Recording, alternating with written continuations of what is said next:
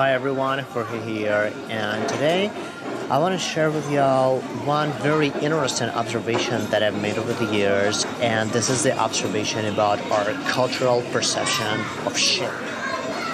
So, when people come to me and they share some really hard experiences of betrayal, cheating, hypocrisy, abuse, manipulation, they often say, this person did this disgusting thing to me, and they have no shame about it. They're shameless.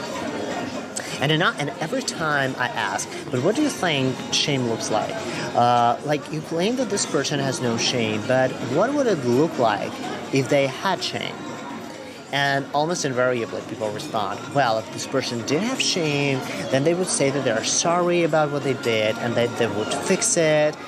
And every time I go fuck no! That's not what shame looks like. Acknowledgement of a mistake, a genuine apology, making amends, all of that is a function of guilt, not shame.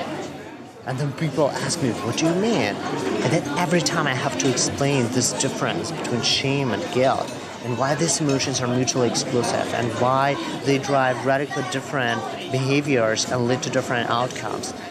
And it always ends with me saying, when people are in shame instead of guilt, they deny, blame, and rationalize. They act like this thing they did to you never happened, or like you're the one to blame for it. And then I get the response, wow, yes, this is exactly what they're doing. I thought it was shameless. And I conclude, in fact, it means that they're awash in shame. They're as high in shame. And so, as these conversations happen over and over again, over many, many years, I think that they reflect our cultural misconception of shame. At least in Christian culture, shame is often portrayed as this picture of a repentant sinner, asking pardon for what they did with a sad, dejected face.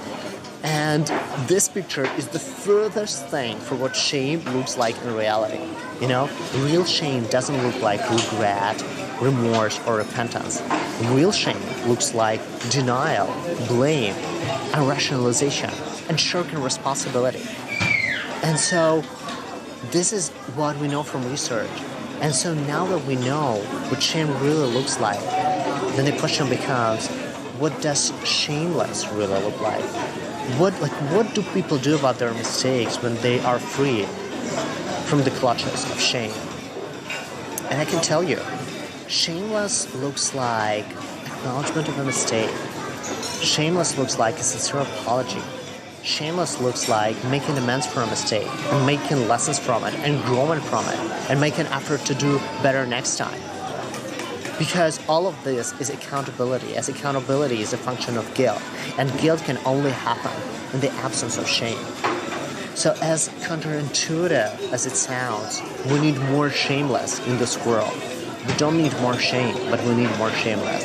And we also need to keep having conversations about what shame and shameless really looks like. So I hope you take this message on a positive note. If you find this video helpful or insightful, please don't hesitate to share it with your friends. And as always, I would love to have a conversation with y'all, so please do leave me a comment below. Don't forget to subscribe, and I will catch you next time on Jorge Oros YouTube channel. Take care, be brave, and bye.